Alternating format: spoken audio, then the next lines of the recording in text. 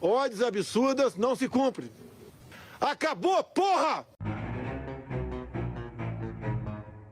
No meu entender, é muito mais fantasia a questão do coronavírus, que não é isso tudo que a grande mídia propaga. O crime de responsabilidade do presidente em relação ao processo de impedimento, eu não vejo em nenhuma das peças nesse momento. Essa patifaria 24 horas por dia contra a minha pessoa, seus patifes, canalhas! E vocês da mídia, grande parte, tenham vergonha na cara!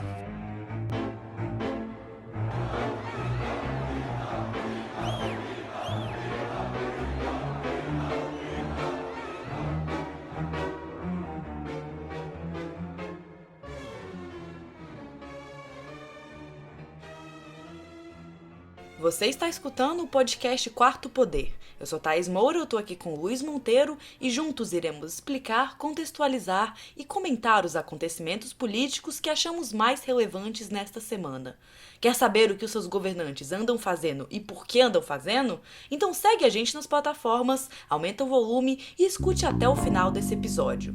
Só para reforçar que esse programa está sendo gravado no sábado, dia 12 de setembro, então não nos responsabilizamos por qualquer acontecimento depois desse dia.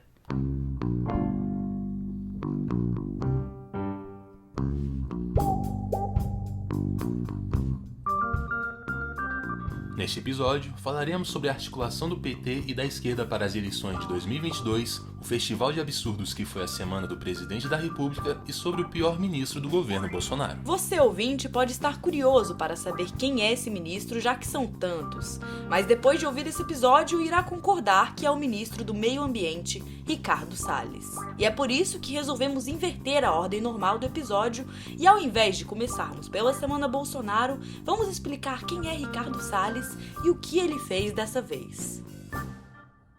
As pessoas que são do agro, que são da região, dizem, olha, o Chico Mendes não era isso que é contado. Fazia uma manipulação da opinião ali. O fato é que é irrelevante. Que diferença faz quem é o Chico Mendes nesse momento? Advocacia administrativa, crimes contra o patrimônio, coação, formação de quadrilha e falsidade ideológica. Lula? Não. Você acabou de ouvir apenas uma parte do currículo de Ricardo Salles, o ministro que mais odeia o meio ambiente no governo Bolsonaro. E nessa semana você pode ter ouvido o nome dele bastante. Isso porque ele quase entrou em uma discussão no Twitter por causa da Amazônia, com o ator global Leonardo DiCaprio. Tudo começou quando o ministro compartilhou no Twitter um vídeo sobre a Amazônia que diz que a floresta não está queimando. Um vídeo ridículo, cuja narração é de uma criança em inglês, com legendas em português para comover imbecil e tentar enganar gringo. E nesse vídeo, feito pela Associação de Criadores do Pará, também tinha um mico-leão dourado, animal que vive exclusivamente na Mata Atlântica, não na Amazônia. E depois, após muitas críticas e cobranças, o presidente da associação que fez o vídeo admitiu a gafe, disse que era imagem de arquivo da produtora e pediu desculpas. Mas tem mais um erro nesse vídeo que Salles postou nas redes sociais. Ele diz que a Amazônia não está queimando. E dados divulgados pelo Instituto Nacional de Pesquisas Espaciais nessa semana mostram que o número de queimadas registradas na Amazônia entre 1º de janeiro e 9 de setembro de 2020 foi o maior para o período desde 2010. Foram 56.425 queimadas na região, 6% a mais do que no ano passado. Mas para Salles, a Amazônia não está queimando. O Brasil é o país que mais preserva o meio ambiente. Parabéns a todos pelo dia da nossa Amazônia, a Amazônia cada vez mais brasileira. Além de não conseguir conter o avanço das queimadas na Amazônia, o governo também enfrenta outra crise ambiental. Segundo o INPE, até 9 de setembro, o bioma do Pantanal registrou mais de 12 mil focos de calor, o maior número desde que o dado começou a ser computado em 1998, um aumento de 223% em relação ao mesmo período do ano anterior. E depois de divulgar esse vídeo absurdo, o governo Bolsonaro foi criticado na mesma rede social por Leonardo DiCaprio, isso mesmo, o Jack de Titanic. Ele é um ator que sempre está se posicionando em relação a causas ambientais e que inclusive criou uma fundação para proteger os ambientes selvagens que restam no planeta. E aí, Salles respondeu às críticas do ator e perguntou em inglês no Twitter se ele iria colocar o dinheiro dele em um programa de preservação do governo federal. E apesar de cobrar a comunidade internacional e até atores gringos por recursos para a preservação da Amazônia, o ministro utilizou entre janeiro e agosto desse ano apenas 0,4% dos recursos que a pasta tinha disponível para gastar com a criação de programas de proteção e preservação do meio ambiente.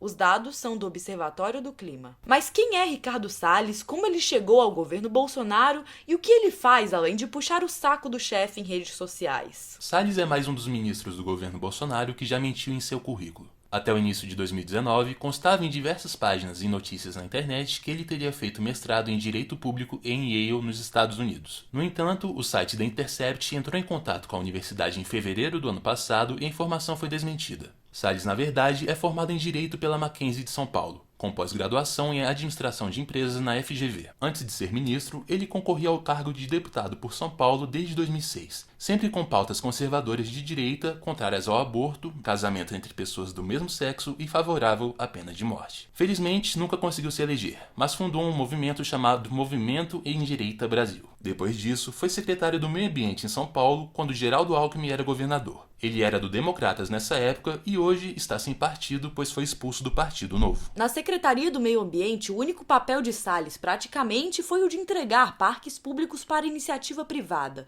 totalizando 25 parques estaduais concedidos em sua gestão. Ambientalistas nunca gostaram dele, ao contrário do setor do agronegócio, da qual ele já fez parte quando esteve na sociedade rural brasileira. Outra coisa relevante que Salles fez quando esteve na Secretaria de São Paulo foi a tentativa de alterar alguns mapas a pedido da Fiesp para reduzir zonas de conservação e liberar atividades de mineração nessas regiões. Por causa disso, ele foi condenado por improbidade administrativa em dezembro de 2018 e teve os direitos políticos suspensos por 3 anos, além de ter que pagar uma multa. Como não foi condenado em segunda instância nesse processo, ele não é considerado ficha suja, mas segundo a Cruzoé, um extrato entregue à Justiça Eleitoral lista pelo menos 11 procedimentos abertos contra ele desde 2017. Ricardo Salles também já foi processado pelo Ministério Público e por enriquecimento ilícito, já que seu patrimônio aumentou 335% de repente na época em que era secretário do Estado. Como as ações tramitam em segredo, não é possível saber seu atual estágio. Em 2014, Salles ainda chegou a ser ameaçado de ser preso porque devia R$28 mil de pensão alimentícia a seus 2 filhos. No entanto, em 2018, seu patrimônio chegou a R$8,8 milhões, sendo que em 2013 era de 1,4 milhão. Então, para isso precisa ter um esforço nosso aqui, enquanto estamos nesse momento de tranquilidade no aspecto de cobertura de imprensa, porque só fala de Covid, e ir passando a boiada, e mudando todo o regramento, e simplificando normas. E o que Ricardo Salles fez no Ministério do Meio Ambiente, além da polêmica fala na reunião ministerial sobre passar a boiada? No ICMBio, Salles colocou policiais militares em todos os cargos de direção. No IBAMA, trocou quase todos os superintendentes regionais e ainda fez uma série de mudanças em alguns departamentos do Ministério, para, segundo ele, racionalizar os recursos. Em maio deste ano, todos os ex-ministros do Meio Ambiente vivos desde que o Ministério foi criado assinaram um comunicado conjunto contra Salles e contra o desmonte ambiental. Recentemente, em julho, o Ministério Público Federal pediu o afastamento dele por improbidade administrativa por ser considerado o responsável direto pelo desmonte do sistema de proteção ambiental do país, que causou aumento insano de desmatamento e queimadas. Ou seja, além de nunca ter feito nada pelo meio ambiente, chegando ao cargo de ministro mesmo após ter sido condenado por improbidade administrativa, Salles só está onde está porque se alinha completamente ao projeto do Bolsonaro para o meio ambiente. Ele não está lá para cuidar da Amazônia ou do Pantanal em chamas, mas sim dos interesses do agronegócio. E é por isso que Ricardo Salles é o pior ministro do governo Bolsonaro. Para saber mais, recomendamos que escutem o episódio sobre o ministro do podcast Funcionário da Semana, da revista Veja. É realmente um podcast muito bom, recomendamos fortemente aos nossos ouvintes. Somos um governo de tolerância zero com a criminalidade. E na área ambiental não será diferente. E agora vamos para a Semana Bolsonaro, quadro no qual contamos em detalhes e, obviamente, criticamos o que o presidente da República fez, falou e todos os outros fatos que estavam diretamente relacionados a ele na semana. Mas e aí? Me conta, Thaís, o que o presidente fez nessa semana? Foi tanta coisa que eu nem sei por onde começar. Apesar de estar cada vez mais distante da imprensa, sem conceder entrevistas e sempre com eventos fechados aos veículos de comunicação no Planalto, o presidente continua gerando crises e polêmicas com suas declarações soltas, em lives e conversas com apoiadores, o que eu acho que não passa de uma grande cortina de fumaça para cobrir os diversos episódios de crises econômicas e políticas. Mas vamos lá, começando por segunda-feira. Bolsonaro começou a semana fazendo o que ele mais gosta de fazer em uma pandemia que já matou mais de 130 mil pessoas no Brasil, causando aglomerações entre seus apoiadores. Na comemoração do 7 de setembro, no aniversário da independência, Bolsonaro participou de uma solenidade no gramado do Palácio da Alvorada. Todo ano ocorre o desfile cívico-militar nessa data, um evento que sempre lota, já que pessoas do Brasil inteiro vêm para assistir, mas desse ano não deu para fazer por causa da pandemia. Mas mesmo assim, Bolsonaro ainda quis desfilar pela esplanada em um carro aberto, sem máscara, com meia dúzia de crianças. Inclusive, todas eram brancas, acho importante ressaltar isso, e também não usavam máscara. Esse episódio fez com que o Movimento Nacional de Direitos Humanos entrasse com uma representação no Conselho Tutelar de Brasília contra o presidente, por ter colocado a saúde das crianças em risco. Mas então, antes desse desfile, o presidente parou na grade para tirar fotos com apoiadores, abraçar, cumprimentar, o que obviamente gerou uma grande aglomeração. A própria Secretaria de Comunicação do governo disse que até 800 pessoas tiveram autorização para assistir essa cerimônia, uma grande responsabilidade por parte de quem organizou, já que não tinha nenhuma medida de distanciamento e um monte de gente sem máscara, assim como o presidente. A primeira-dama foi outra que participou dessas aglomerações, também abraçando apoiadores e tirando fotos próximas. Isso me lembra que nem ela, nem o presidente responderam até hoje porque 89 mil reais foram depositados na conta de Michele pelo Queiroz. Bom, já fazem mais de 20 dias que o presidente se negou a responder essa pergunta e ameaçou agredir o jornalista que perguntou sobre os depósitos de Queiroz para Michele. Mas, continuando com a semana Bolsonaro, no dia da independência ele ainda fez um discurso em rede nacional, no qual disse defender a democracia e prezar pela preservação de instituições democráticas, e exaltou o golpe militar de 1964 de forma indireta. No discurso, completamente nacionalista e ufanista, ele citou a ameaça da sombra do comunismo nos anos 60, trouxe uma série de fatos fictícios da história brasileira e disse que o Brasil venceu ontem, vence hoje e vencerá sempre. O sangue dos brasileiros sempre foi derramado por liberdade. Vencemos ontem, estamos vencendo hoje e venceremos sempre. Sinceramente, alguém precisa ensinar o conceito de uma vitória para o presidente o quanto antes, porque não cai muito bem você falar esse tipo de coisa quando quase 1000 mortes estão sendo registradas por dia no país. Mas continuando, porque essa semana foi uma longa semana do Bolsonaro e ainda não chegamos nem na metade. No dia seguinte à independência, na terça-feira, Bolsonaro fez ainda pior e se aproveitou de uma youtuber mirim de 10 anos, conhecida como Esther. Mas quem é Esther? Quem é essa garota e de onde ela surgiu?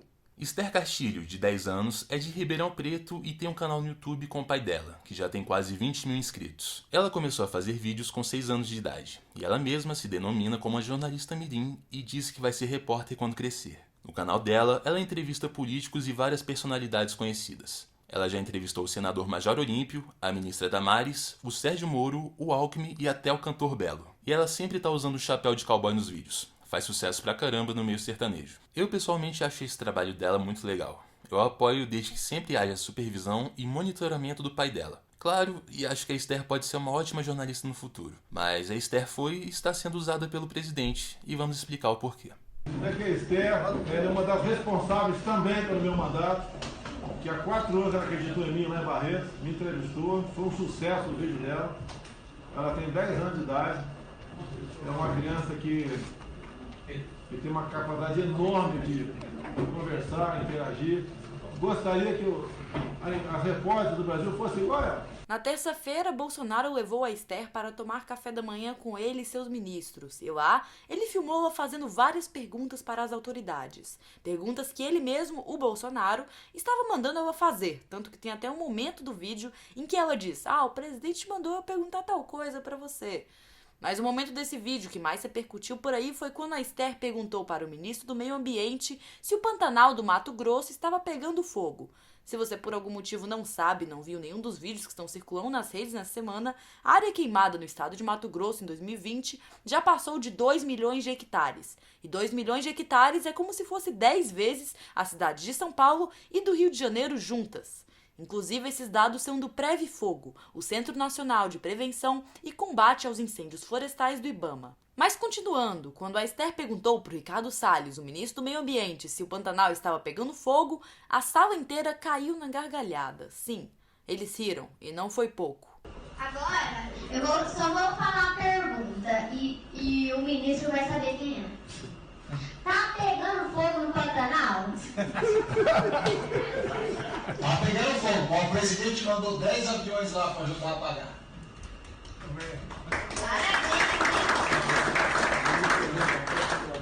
Mas como eu disse, a semana Bolsonaro foi longa, e além de usar o bom humor e a fofura da Esther para aumentar sua popularidade e mostrar que as crianças gostam dele, o presidente ainda constrangeu a menina em uma live que ele fez na quinta-feira em suas redes sociais. Vamos passar o áudio desse diálogo todo aqui, mas basicamente a Esther havia insinuado que ser homossexual era feio, e em seguida disse que ela começou cedo, se referindo ao trabalho dela, porque antes disso eles estavam falando sobre trabalho infantil. Então eu fiquei sabendo naquele momento, era uma senadora do Pará que estava na audiência pública lá, aquele negócio de kit gay, que é a história toda, e ela não gostou da minha presença lá e falou que eu era misógino. Então se eu não gosto de mulher, eu que eu gosto de homem. Quem não gosta de mulher, gosta de homem, é isso? Ah, mas é feio isso aí. Eu não gosto. Ó, tem que ser certinho, gente, pra vocês terem um futuro bem legal lá na frente. Eu, por exemplo, eu comecei cedo. Meus pais também. Começou cedo? Por quê? O que é? Eu e meus pais. Começou cedo? Como assim começou cedo? Eu comecei com 6 anos. Ah, começou. Não, eu comecei a minha carreira de repórter com 6 anos.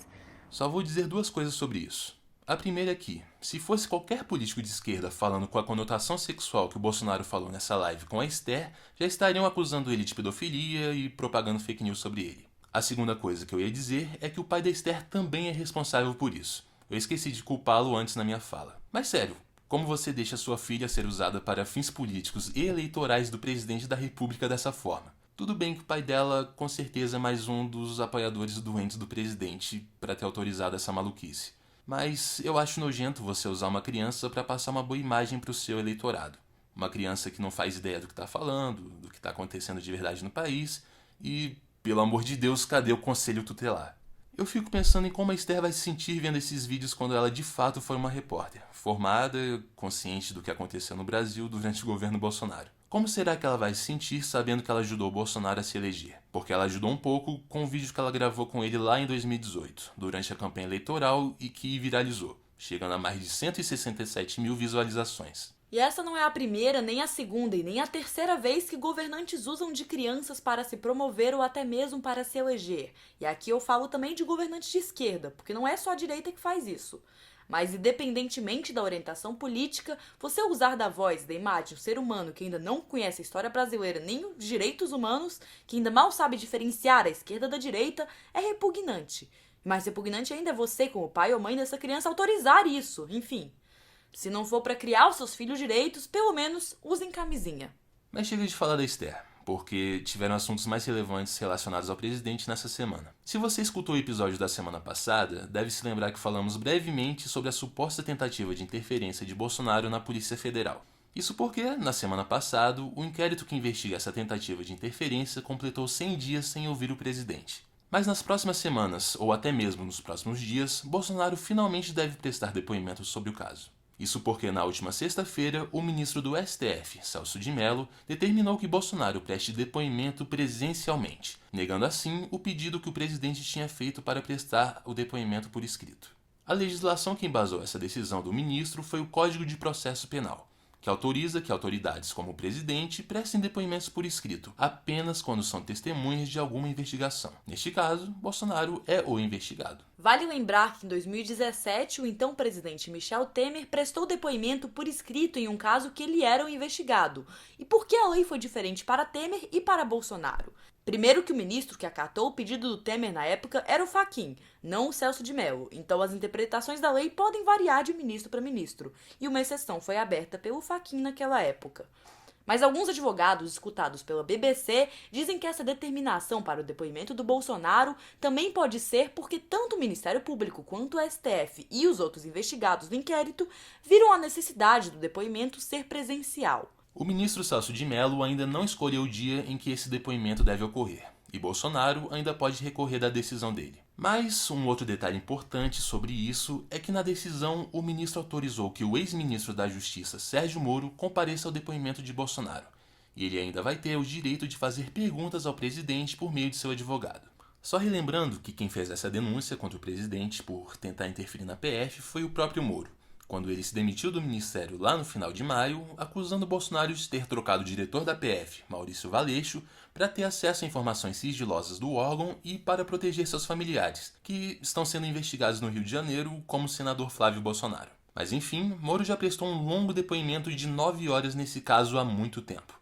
A única coisa que falta é o depoimento do presidente, que estava sendo atrasado há meses. Também é importante ressaltar que, segundo informações da agência pública, esse assunto da suposta interferência na PF é um dos temas mais recorrentes entre os pedidos de impeachment do Bolsonaro. Então é importante acompanhar essa investigação de perto, que pode ser o que tem mais chances de derrubar o Bolsonaro, apesar das chances ainda serem muito pequenas. Aliás, já foram enviados cerca de 50 pedidos de impeachment ao presidente da Câmara, Rodrigo Maia, que até hoje não vê crime de responsabilidade por parte de Bolsonaro. Mas é putaria o tempo todo para me atingir mexendo com a minha família. Já tentei trocar gente da segurança nossa no Rio de Janeiro, oficialmente, e não consegui. Isso acabou. Eu não vou esperar fuder minha família toda, de sacanagem, ou amigo meu, porque eu não posso trocar alguém da segurança na ponta da linha que pertence à estrutura. Vai trocar. E se você cansou de ouvir sobre o Bolsonaro, tudo bem, porque agora o assunto é o ex-presidente Lula. Posso afirmar isso olhando nos olhos de cada uma e de cada um de vocês. Nós provamos ao mundo que o sonho de um país justo e soberano pode sim se tornar realidade. Eu sei, vocês sabem, que podemos de novo fazer do Brasil o país dos nossos sonhos. E dizer do fundo do meu coração, estou aqui, vamos juntos reconstruir o Brasil. E foi assim que no último dia 7 de setembro, o ex-presidente Lula se colocou à disposição do povo brasileiro. Em um vídeo de 23 minutos publicado nas suas próprias redes sociais, Lula voltou aos tempos de campanha eleitoral em seu pronunciamento. Ele acusou o governo Bolsonaro de abrir mão da soberania nacional e de tratar com desdém as vítimas de Covid-19 no país.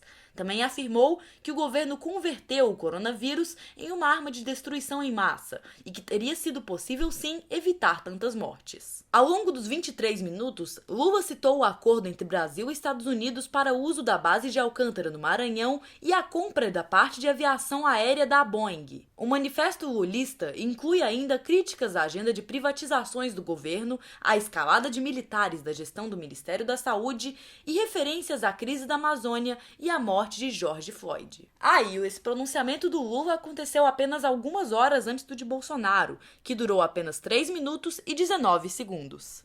E é por isso que a Thaís disse que o Lula voltou aos tempos de campanha. O vídeo foi feito em formato como se fosse uma propaganda eleitoral. Foram 23 minutos em que ele falou sobre muitos dos problemas nacionais, até sobre questões militares. E eu estranho isso porque eu sigo o Lula nas redes sociais e tô acostumado com os tipos de postagem da assessoria dele. Normalmente é aquela frase óbvia de tiozão que não chama a atenção de ninguém. Mas no mesmo minuto em que dei play naquele vídeo, mandei uma mensagem pra Thaís na hora falando que algo estava acontecendo. Era o Lula, o homem mais amado e odiado do país, mostrando que acredita que ainda pode voltar a ser presidente. Se havia alguém no Brasil que duvidasse que um torneiro mecânico saído de uma fábrica chegasse à presidência da República, 2002 provou exatamente o contrário.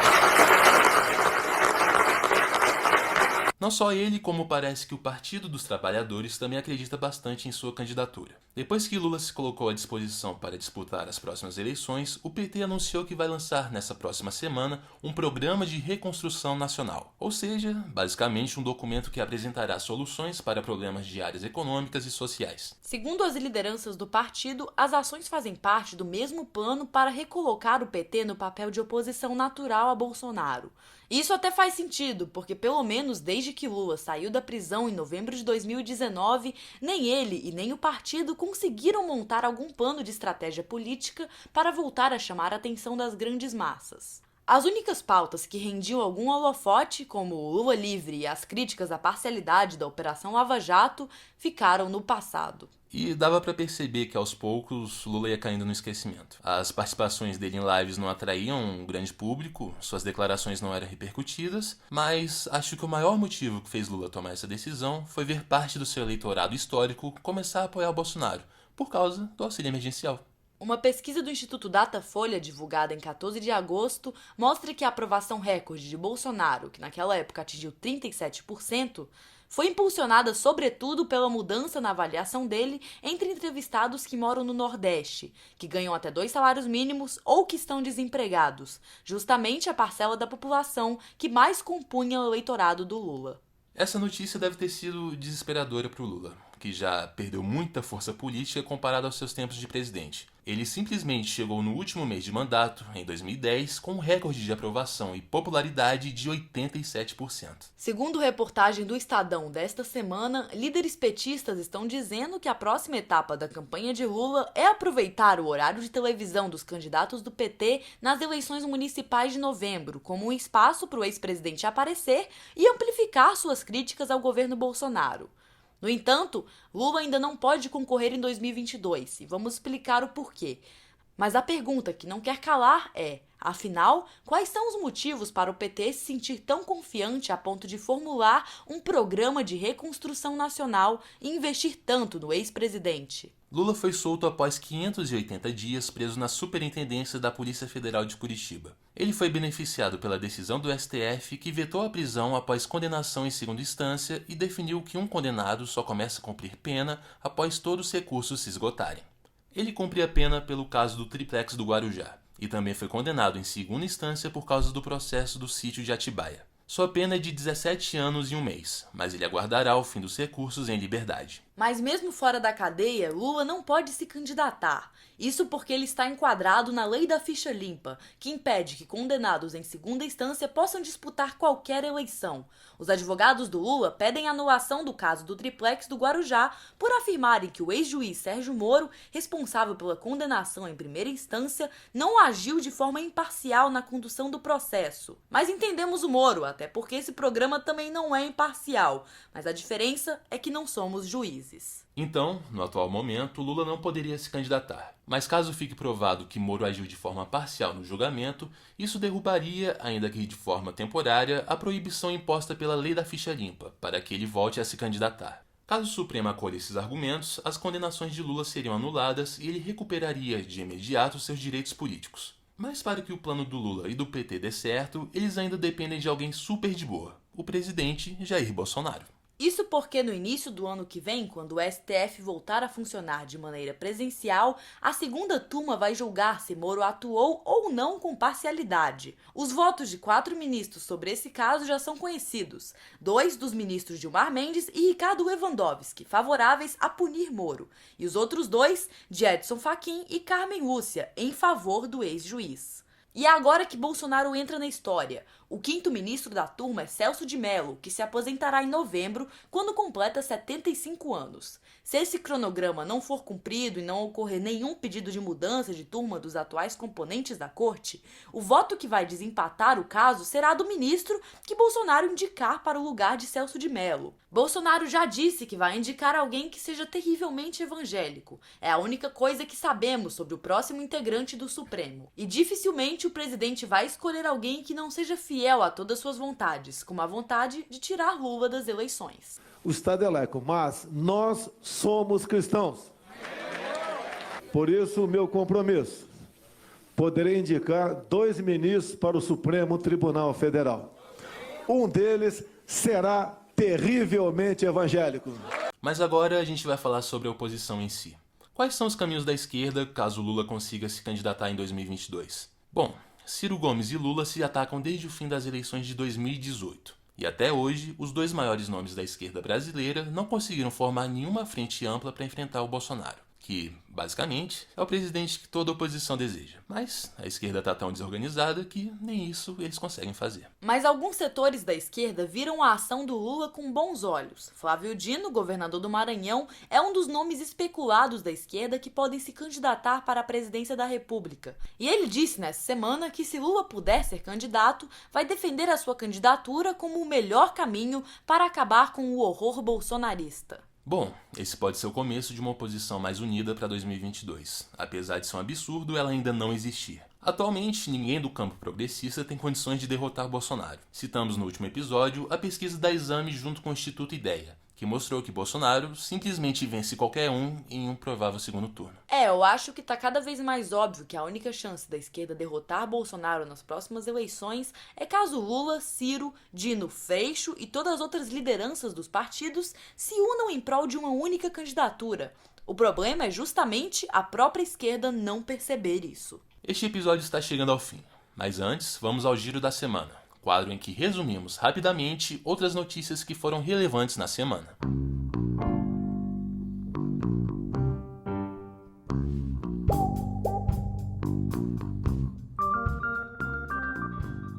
E o primeiro destaque é sobre o Supremo Tribunal Federal. Na última quinta-feira, o ministro Luiz Fux assumiu a presidência do STF no lugar de Dias Toffoli. Ele cumprirá um mandato de 2 anos no tribunal por ser o ministro mais antigo na corte que ainda não tinha assumido o cargo. A mudança deve trazer algumas mudanças no comando do Poder Judiciário brasileiro. Enquanto Toffoli adotava uma postura de aproximação com o Congresso Nacional e o Palácio do Planalto, com constantes encontros com Bolsonaro, a expectativa é que Fux, juiz de carreira, que apoia fortemente a Operação Lava Jato, mantenha um diálogo mais distante e institucional com os chefes dos demais poderes. Outra característica marcante de Fux é a sua postura corporativista, ou seja, uma postura que defende os interesses da magistratura.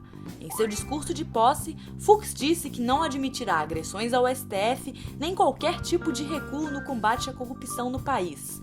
Ele também afirmou que um dos eixos da nova gestão será a proteção dos direitos humanos e do meio ambiente. O novo presidente do STF também já definiu a pauta de julgamentos do tribunal até o fim deste ano. Entre os temas previstos estão a ideologia de gênero nas escolas, a reforma do ensino médio, a divisão dos royalties do petróleo e a nova lei trabalhista. Aos 67 anos, Fux é o primeiro judeu presidente do STF. E o segundo destaque é sobre etanol. O presidente Bolsonaro decidiu estender uma medida que zera o imposto de importação sobre o etanol norte-americano. O governo cortou a taxa de 20% sobre mais de 187 milhões de litros originados dos Estados Unidos por 90 dias. E detalhe, sem nenhuma contrapartida por parte dos estadunidenses. A cota de importação de etanol com tarifa zero, que beneficia apenas os Estados Unidos, havia perdido a validade no final do mês passado e não foi renovada pelo governo brasileiro a pedido do setor agropecuário. Porém, após uma intensa pressão norte-americana carregada de um forte componente eleitoral, o governo brasileiro acabou cedendo. Ou seja, a medida do governo brasileiro contraria a vontade de vários setores importantes do agronegócio.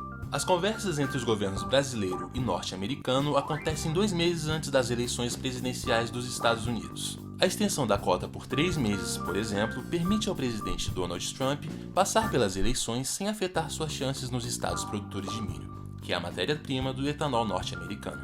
E o terceiro destaque é sobre o preço do arroz. Nesta semana, a Câmara de Comércio Exterior do Ministério da Economia reduziu a 0 a alíquota do imposto de importação para o arroz. A medida vale até 31 de dezembro deste ano e veio depois de pressões e cobranças do próprio presidente Jair Bolsonaro para diminuir o preço do produto, que afeta principalmente as classes mais baixas. O presidente já vinha pressionando há dias os donos de supermercados para que segurassem os preços, medida semelhante à que foi adotada pelo governo Sarney durante o auge do Plano Cruzado, em 1986, quando o governo promoveu um amplo congelamento de preços para combater a inflação.